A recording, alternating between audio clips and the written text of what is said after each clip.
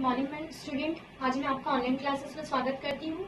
आज हम शिक्षण की दूसरी विधि को देखेंगे, चित्र वर्णन विधि। इसमें मैंने एक चित्र बनाया जिसमें मैंने एक घड़े को बनाया और एक कौवे को बनाया, सामने उसके कंकर भी रखा हुआ है। इस चित्र से आप सभी वाकिफ होंगे क्योंकि यह चित्र हम सब अपने विद्यालय में पढ़ते आए हैं। छोटे कक्षा में हमने एक चालाक कौवे की कहानी पढ़ी थी, तो इस तरह की इस चित्र उसमें बनी होती थी। चित्र वर्णन विधि वही है जिसमें चित्र के आधार पर छात्रों को वर्णन करने के लिए कहा जाता है।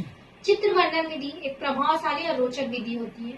प्रायः हमने देखा है कि प्राथमिक कक्षा के बच्चों का जो पुस्तकें होती हैं वह काफी रंगीन और चित्र से भरी होती है और उस चित्र के आधार पर ही शब्द तथा वाक्य और कहानी दी जाती है। तो चित्र वर्णन विधि में यही होता है, चित्रों के आधार पर कहानी का वर्णन किया जाता है। चित्र वर्णन विधि से भाषिक कल्पना का विकास होता है।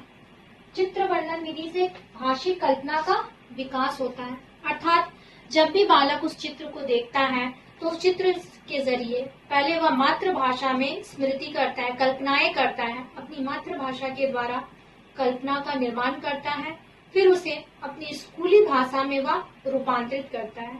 तो इसके द्वारा भाषिक कल्पना का भी विकास होता है। दूसरा है शब्द खोज।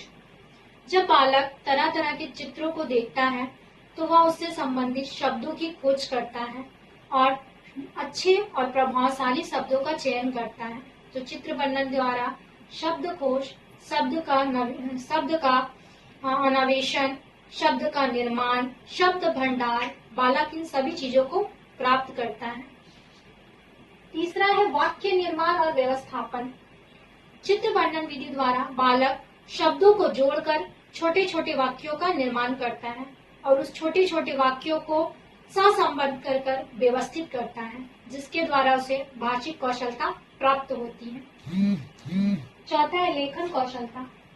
प्रायः बच्चों को चित्रों के द्वारा लेखन कार्य दिया जाता है कि चित्र को देखकर वह उस पे संबंधित अपने विचारों को लिखकर व्यक्त करे। तो भाषा कौशल में लेखन कौशल भी एक महत्वपूर्ण है। चित्र वर्णन द्वारा जब बच्चे लिखते हैं तब उन्हें लेखन कौशल प्राप्त होती है। वह सुंदर अक्षरों में लिखते हैं, शब्दों का निर्माण करते हैं, वाक्यों को सहसंबद्ध करते हैं, अपने बोध स्तर और स्मृति स्तर का संपूर्ण प्रयोग करते हैं, कल्पना शक्ति का प्रयोग करते हैं। आशा करती हूँ चित्र वर्णन विधि आपको समझ में आई होगी। तब तक के लिए धन्यवाद।